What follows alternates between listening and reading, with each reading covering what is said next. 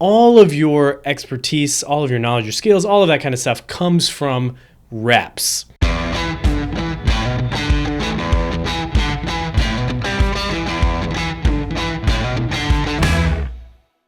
Hey everybody, welcome to the Better Outcomes Show. I'm your host, Rafi Salazar, and this week we are talking about what it takes to build clinical or business expertise. And here's the long and short of it. Whether you're treating patients on a mat, in the clinic, in the OR, whatever it is, running a clinic as a business owner, as a manager, or launching a health tech platform or startup or software or something like that, the same principle applies, that all of your expertise, all of your knowledge, your skills, all of that kind of stuff comes from reps. So let's dive right in and kind of explore what I mean by that. So I was actually doing the other day, I sat down with one of our clinicians at the team here at the clinic that I run, a new grad, and he's kind of starting out on his clinical career. And we were chit-chatting about how things were going, yada, yada, yada. How do you like this? How are you finding this? What challenges are you coming up against? And he said something that kind of struck me because my answer was kind of automatic. And he said, I'm just having a hard time with XYZ situation, whatever it is, whatever clinical situation it is.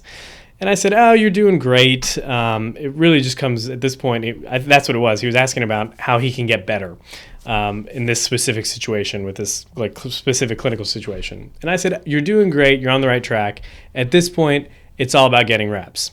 And then I thought back about that and how widely applicable that advice is. Someone gave it to me when I was first starting out, and how much it applies not just to the clinical world, but like I said, to business, to leadership, to management, to launching a company and going from there. It's all about reps. And I think the big challenge people have, they graduate from school, maybe it's a clinical program, maybe it's a business program, whatever, and they still feel like they're quote unquote faking it until they make it, right? And I've kind of been on that road, right? I started out as a clinician. I was a professor for a while. I was a consultant for a while. And, as a consultant, you're getting paid basically to give problem solve, right? You're paid to give advice. Fundamentally, that's what being a consultant is, taking your expertise and applying it to a client's specific situation, and trying to help them arrive at a solution. And even now in some of my work that I do with healthcare companies on the strategy side of things, a lot of the advice that I give now is different than it was 10, 12, 13 years ago. And it's simply because I've had repeated exposure to problems and have developed over time. I've gotten the reps of solving these types of problems. That's why we don't venture out too far, right? We don't get too far out of our skis for that very reason, that sometimes expertise can be very narrow, very targeted. So what I want to do in this episode is kind of break down the way I view this idea of getting reps to increase specifically expertise in a given area. We'll call it maybe a clinical area, maybe a business area, but your career, whatever, and how the importance of getting the right types of reps, the importance of understanding the game that you're playing when it comes to gathering these repetitions, and kind of the process that you can go through to make sure that every rep that you get is actually worth it, right? To use like a weightlifting analogy, that you're using the right form, right? You're targeting the right muscle with every rep that you get. So the main overarching goal here is to kind of talk about how to leverage the reps that you get. So school is just the baseline, right? It's your ticket to play. The key is repeated exposure, but reflection on that exposure. And that's kind of the big piece. And then I'll share a couple practical ways to kind of accelerate that growth, whether you want it to be as a master clinician or as a business entrepreneur, business owner, leader, etc. So I think the big thing to start with is just the foundation that you laid, right? Or the foundation that you come into the game with. So whether this is clinical education, whether this is a business degree, essentially when you start out in your field, whatever that is, It could be a clinical field. It could be an administrative field. You're given some kind of baseline knowledge, right? Up to the textbooks that you read in school, the courses that you took. If you had a board exam to pass, I sit on the board for NBCOT, and one of the things that we always talk about when it comes to the exam is that the exam does not measure what an expert clinician should be doing. The exam, because board exams are really established to, or are there to test the baseline knowledge. So what is the minimally necessary knowledge a clinician needs to go out and safely practice whatever discipline, in my case, occupational therapy, right? So even the ability to pass a test doesn't mean you're an expert clinician. And I tell this to clinicians all the time after they graduate and pass their boards. Like, you passing your boards is the ticket to play the game. Now it starts. Now it really starts. For the next 10, 20, 30 years of your career, you're going to be deepening your expertise. But it only starts when you pass the test and get into the room, right? You get into the room and then you start exploring. So the same is true for your career. If it's going to be business that you're going to start, like starting that business is step one, or maybe taking that first corporate job is step one, stepping up into another leadership level, and then another one, and then another one, and then another one, getting progressive responsibilities as you grow as a professional, really just starts with that entry level of getting in the door, right? And then it is a matter of building upon the expertise with each subsequent position you apply for, or with each subsequent promotion or whatever, that you're getting more exposure to the problems that you're going to solve, to higher level problems. But the reality is that we all start from zero, and some people do a really, really good job very quickly of getting very deep expertise, right? A very let's call it, on the clinical side of things, maybe a very deep clinical focus, and they're, an inch wide and a mile deep in a very short period of time. How do they do that? The same way somebody that's a healthcare, we'll just use someone like me, a healthcare consultant, can get very narrow advice or very narrow discipline very quickly. It all comes from the types of repetitions they're getting. So we'll talk about that in a minute here. But maybe the idea that I want to convey in part one, like understanding the baseline knowledge, is understanding that it's okay to feel like, at least especially at the beginning, like, I don't know what I'm doing. I feel like I'm grasping for straws almost. Every problem seems new. Every clinical situation seems like, it's the first time I treated a shoulder or something like that. And it's going to feel that way. It's normal for it to feel that way for the first little bit. On the clinical side, when I was a professor, I told students all the time, like, listen, the first year and a half that you're practicing, you're going to probably study more in that year than you did throughout your time in grad school, because it's going to be focused on your specific area, especially depending on the clinical discipline you go into. Like, occupational therapy is pretty wide, right? You can go into pediatrics, you could go into neuro, you could go into like hand therapy, you could go into, mental health. I've kind of touched on a lot of those in my over the 14 years of my career or whatever. But the reality is, each one of those, call them verticals or whatever, within this one clinical field has multiple books and courses and breakthroughs and its own set of research, clinical research. You're not going to get any of that really in school. You get a very surface level understanding of each of the major topic areas, right? You get enough to pass the boards, essentially.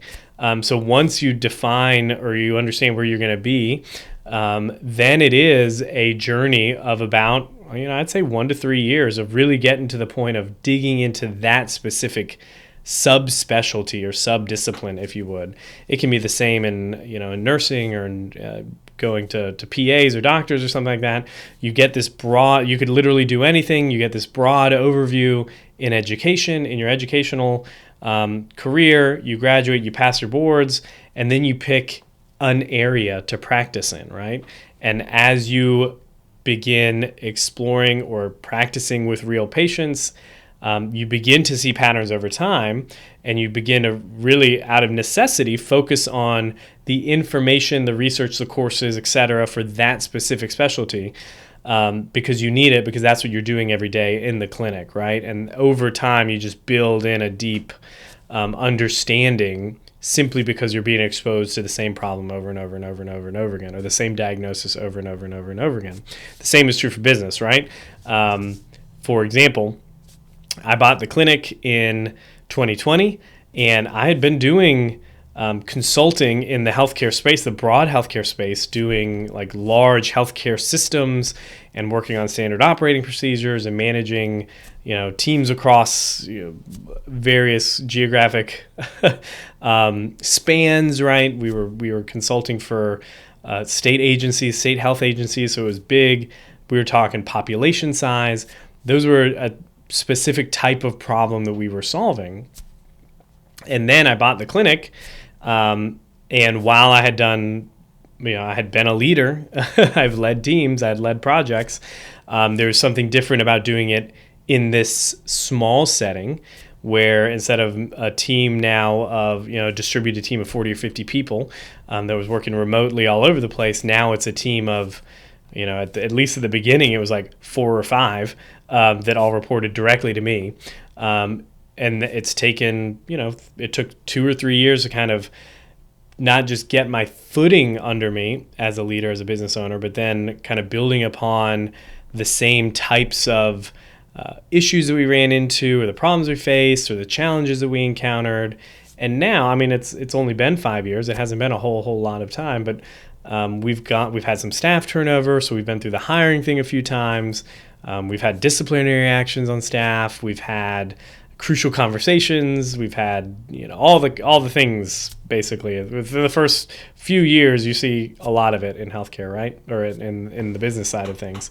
So now, after doing that for so long, there are problems that we come into contact with now that are not a big deal, right? Because we've handled them before. The team has handled them before. And we were just talking about this. One of our team members is launching their own clinic here in the next little bit. And they were asking me questions like, well, how do you even get around, XYZ problem? Or how did you even figure out this problem? And my answer was the same. Like, the first year and a half that you're running this business, that you're running this clinic, is going to be, 60-hour week days, or 60-hour work weeks, because you're going to be learning all the things that you don't know. You're basically going to be discovering all the problems that you don't know. But then after that, you're going to have a handle on all of those. And it comes back to this idea, right? Like, you're in a position now maybe as a staff clinician where you're not exposed to those problems. You have really no idea of all those things that maybe it takes to run a clinic, for example. And it's not until you get in that position that you start really seeing it. And you can take a course on running a clinic. You can take a course on starting a practice. There's tons of them out there. But until it's you having to do that, whatever the task is, right? Having a crucial conversation, firing somebody. I think I mentioned on the podcast before, the first time I had to fire somebody, like I was up the night before, like sweating bullets about it. And it's not that we do not fire people all that often here, but if we had to, we've gotten the reps in a couple times, right? Like, it's not, there's some things that require maybe more repeated application. But, that's just one example. Or like an issue with a payer comes up. How do you manage the cash flow and the AR and the communication with the patients? Like, all of that kind of stuff.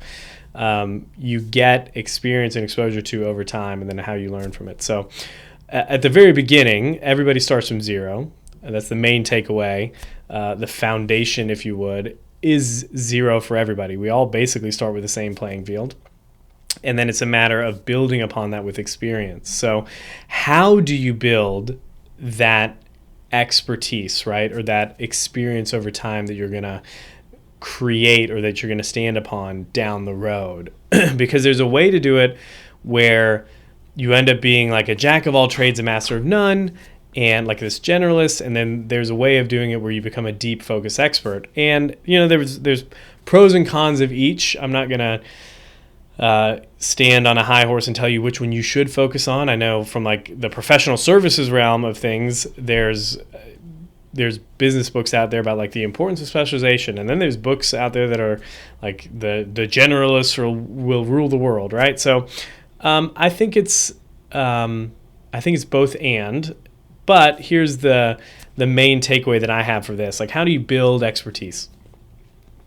We're going to talk about let's say you want a specific specialization in the clinic, or you want to be a really good leader on the business side. So how you get those that deep expertise is quite simple if you think about it. It's almost like commonsensical.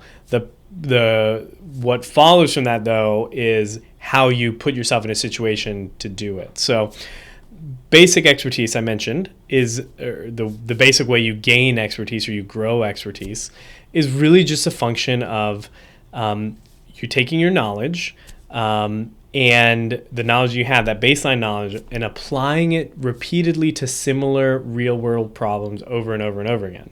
Right? That's the repetition part. And then reflecting on that so that you troubleshoot, what went well, what didn't go well, what can I do next time? And then taking those learnings plus the foundational knowledge and applying it to the next problem, right? Taking those learnings and your foundational knowledge and applying it the third time and the fourth time and the fifth time and the sixth time. That's how you build expertise, right? So if you wanted to be I just listened to a podcast. It was Stuart McGill on Peter Attia's podcast talking about mechanical low back pain. And I was fascinated by the conversation. One, because I feel like everybody's got back pain, so it's practical. But two, in hearing Dr. McGill's answers to the questions that were being asked, you could definitely tell that maybe he can do what I'm about to share here. Like, maybe he can give you advice about mental health, for example. But the only reason he was on that podcast right then, and has, if you've explored any of his work, you see, like, he is world renowned for for mechanical low back pain. Why is that? It's because he has spent his entire career of 30 plus years focusing on researching, treating in the clinic patients with mechanical low back pain, right? So he's not an expert in mental health. He might be able to give you some advice on mental health, but you come to him with a low back problem, and he's probably the person that could tell you. And it was very apparent even in that conversation where Dr. Attia would say, this is what was going on. He had a disc herniation.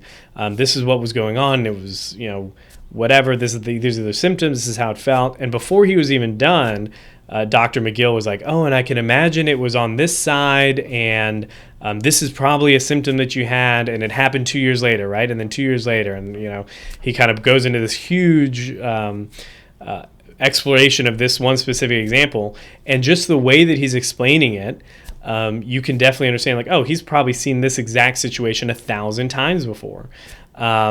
And it's because he did that over and over and over and over again that he is such an expert and world-renowned with mechanical low back pain, right? Like, people think of mechanical low back pain and they think of Stuart McGill, right? The big three and all the those exercise and all that. It happened from repeated exposure to the same problem over and over and over again, and then building upon that over time. The same can be said about running a business, right? No MBA that you're going to get, no case study they're going to look at is fully going to prepare you, for example, for hiring your first clinician if you're going to run a clinic, right? Handling tough patient problems or complaints, negotiating with payers. Like, you can have a conceptual understanding of that, but until you've done 15 or 20 or 30 interviews for this one position, you're just not good at them, right? Like, I feel like I'm a pretty good interviewer. I can talk and have conversations and kind of pull information out of people. But hiring for a specific job was something that took time. Like, I had to get my reps in to do it.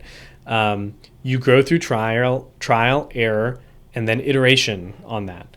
And I think that's the big challenge, right? Is that a lot of times whether it be in the clinic or whether it be in the business, you might come across a problem, and we don't iterate, right?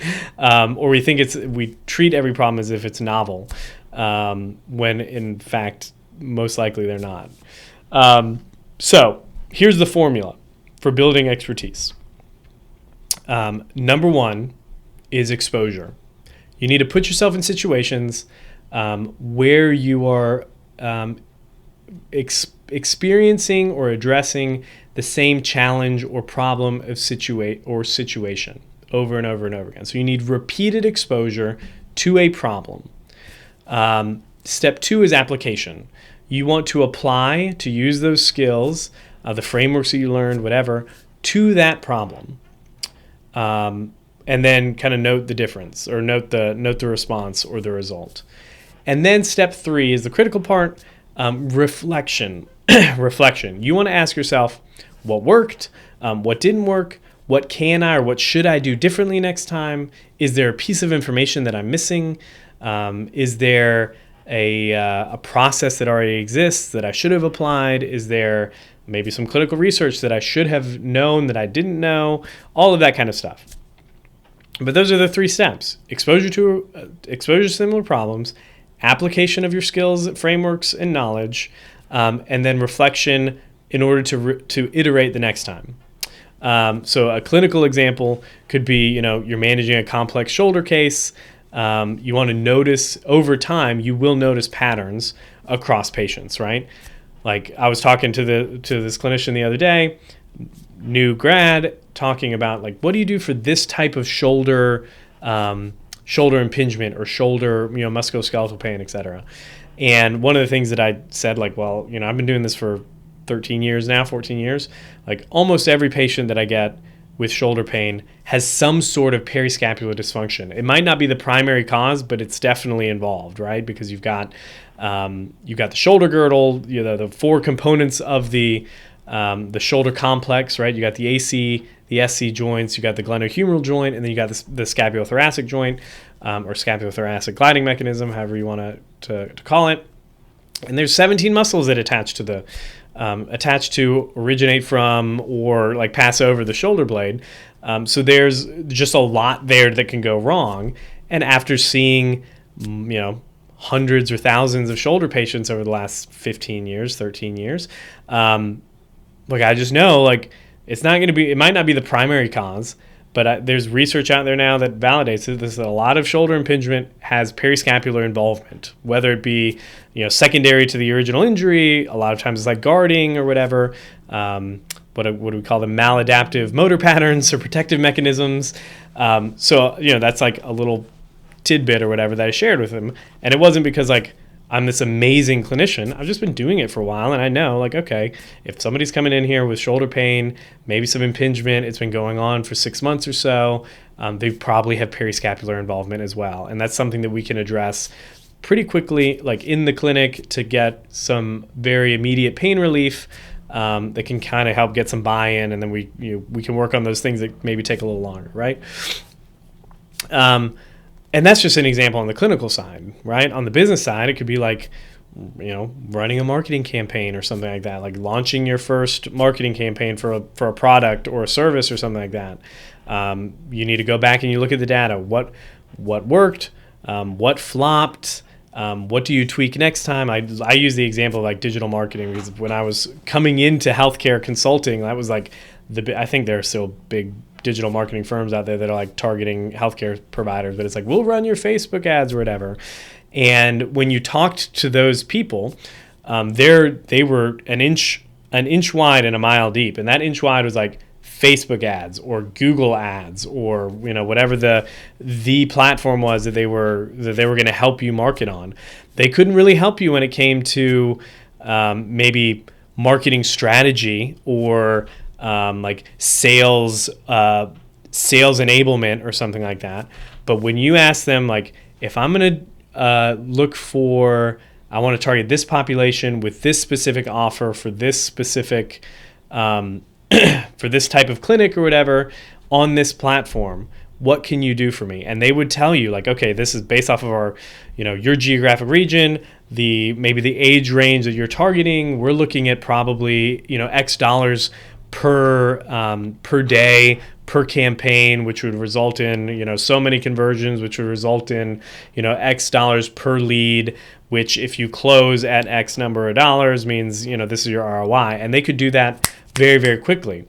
Why could they do that? Because they did it for hundreds of clinics, right? They knew if you're going to run a shoulder impingement campaign on Facebook, for example, that you're going to need to spend about this much money per month to convert this many leads into actual appointments. And they were pretty accurate within that time frame, or within those models, right? And it's not because they were super geniuses. It was because they had just done it a lot for a lot of different clients across different markets, and they kind of understood the variables, and they had a very deep expertise in this specific platform. Now you can, maybe it's not super sustainable to build a business on that one thing, but it kind of shows you how it works, right? They were very dialed in to getting the same type of problem and the same type of challenges over and over again, addressing them for clients, and then getting in a matter of short time, being able to be experts in this specific area, right? So the same can happen to you if you decide on maybe it's a clinical specialty you want to go into, maybe it is some type of business specialty that you want to go into, whatever it is. The key is getting yourself in a place where you can see the same types of problems over and over and over again, apply your knowledge, your theories, whatever, and then kind of iterate on that as time goes on. So the question is, okay, that's great. That's how it happens. That's how we build expertise in an area. What is the way that we do it? Like, how do we make sure that we're exposing ourselves to the same type of problems over and over again? I'm going to totally cite this author because it's the idea that I got from it. But there's a book. I'm looking for it. It's back there. It's called The Business of Expertise. You can see it under the smoking skull back there, the smoking skeleton. The Business of Expertise by David C. Baker. The book is awesome for anybody who wants to build expertise and wants to get in the knowledge space. It was very formational early on in my own consulting work back in 2017-ish when I started. 2017, 2018, I can't remember. But his idea about how you get this expertise is very simple. He said positioning is the key.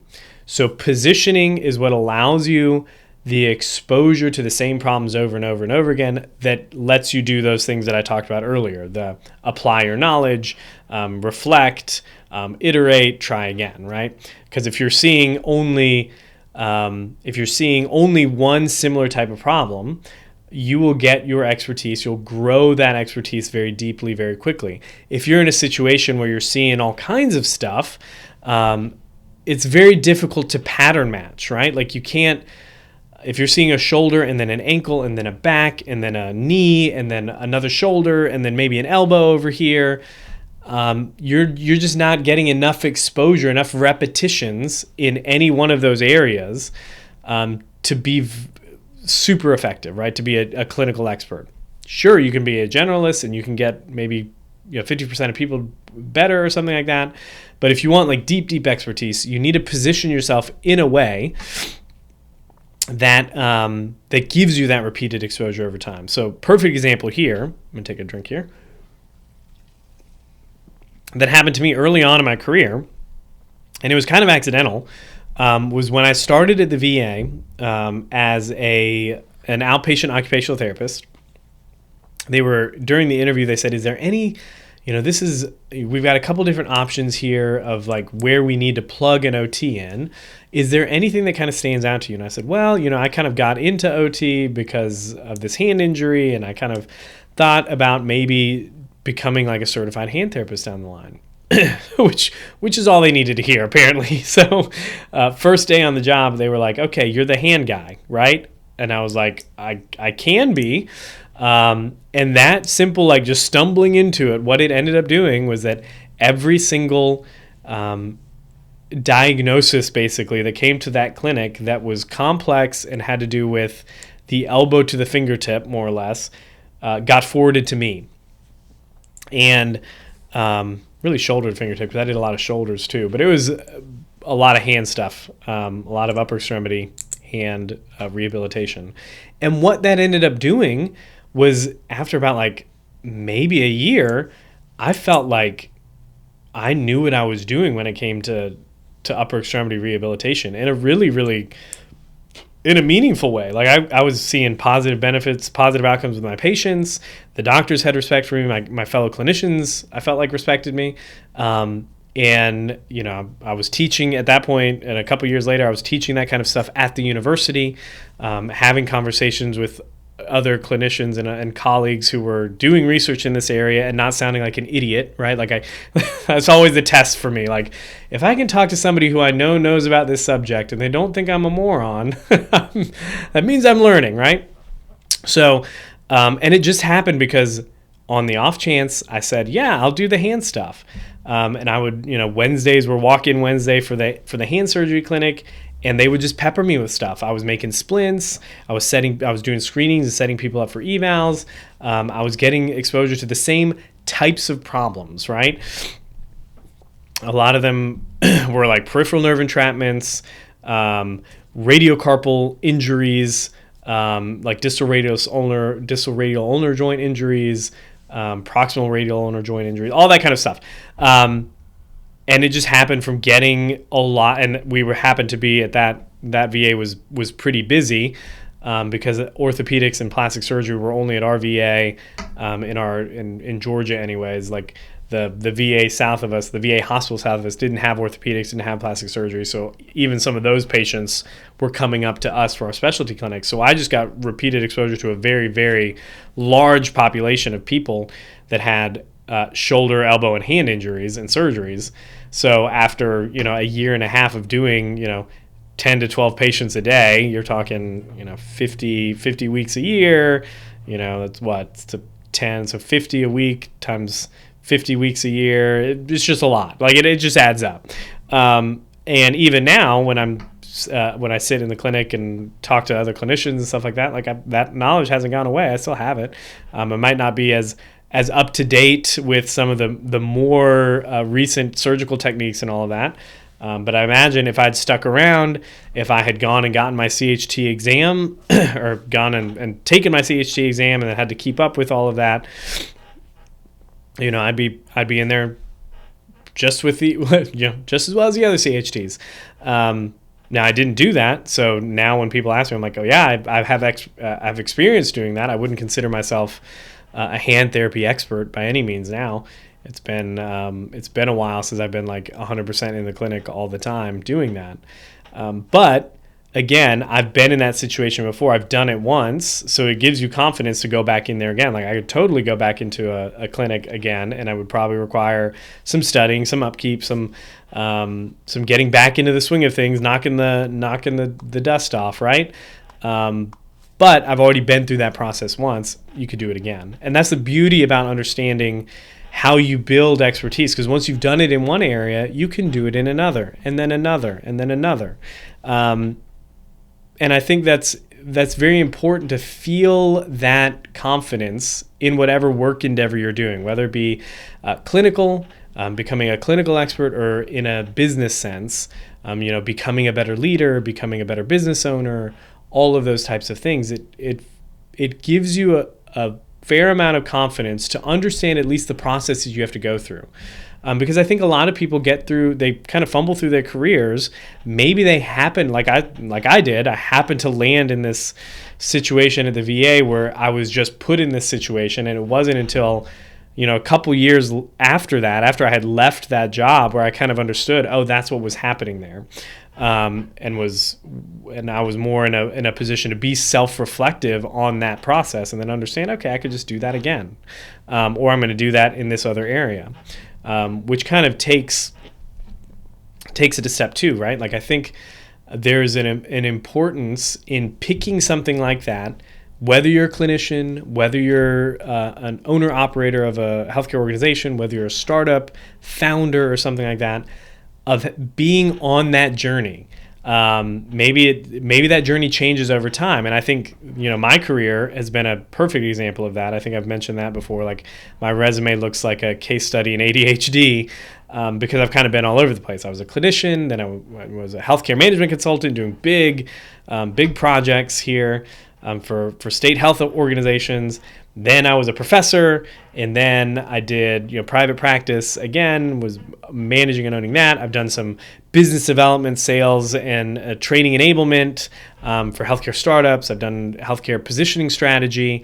But all of those different areas has involved me doing this same process, right? I'm going to get in a situation, going to expose myself to the same types of problems over and over again. I'm going to apply my knowledge and expertise. I'm going to reflect on what went well, what didn't go well, and then I'm going to iterate for the next time. And then rinse, lather, repeat, right?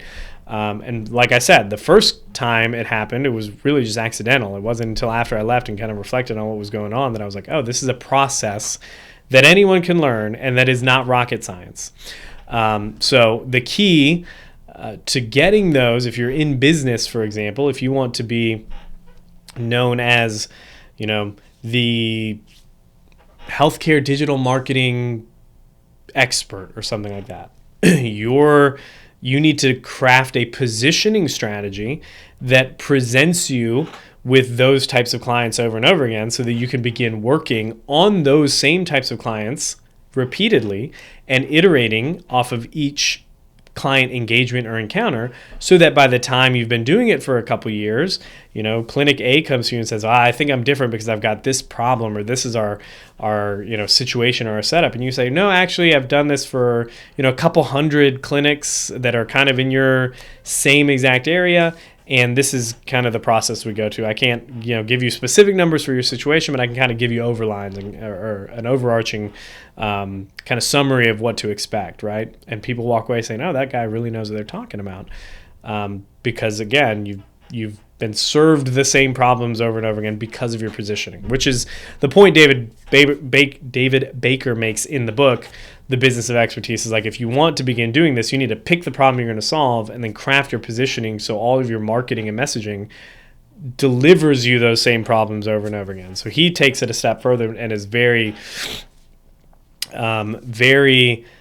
intentional and specific about selecting a positioning strategy and using that to not only drive your business, but also to build your expertise so that your business gets better and better and better.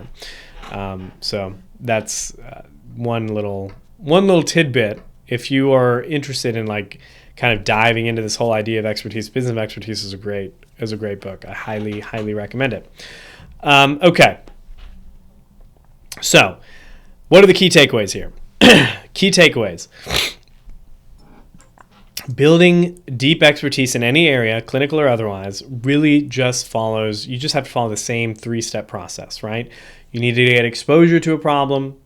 You need to apply your knowledge that you've gained up to that date to that problem. And then 3, you need to reflect, iterate, and then rinse and repeat those 3 steps over and over again, right? How do you do that? In the clinical sense, it would be seeing the same type of diagnoses over and over again, whether that be getting a job at a specific clinic that sees that type of population, whether that be talking with your clinic manager about tailoring your caseload so that you are in that area or whatever. You want repeated exposure. In the business world, it really comes from, that is a positioning issue, right? You want to position yourself in the marketplace to be able to serve similar clients going through the similar challenges, right?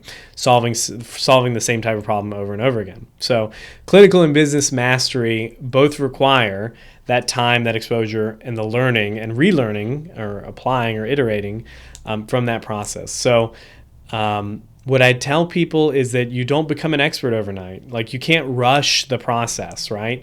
Just stack the reps over and over again, but understand that you are getting reps. You are getting, with each new case that you're getting or each new client that you're getting, you're just building a deeper bank of expertise, right? So it's not that you're just one day you'll just wake up and be an expert. It's like you incrementally get there over time. And again, I was telling this new clinician the other day, like, don't rush it. Like, enjoy the process. You are doing it the way everybody has to, right? It's just repeated exposure.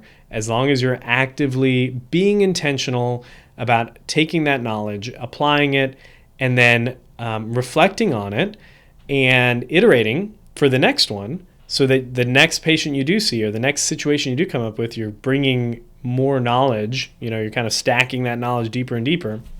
You're bringing more to play with, if you would. So anyways, those are that's what I got for this week. So high level, you need to put in the reps. We need to put in the reps. So if this is a topic you like and maybe you want to learn more of, maybe you want to chat about it more, shoot me an email. me@rafisalazar.com is my email address. I'm always monitoring that. I'd be happy to respond. If you want to go into it deeper for maybe a second show or something like that, again, shoot me a message and we'll get on that. Anyways, that's all I've got. So until the next time, folks, be safe, be healthy. I'll talk to you then.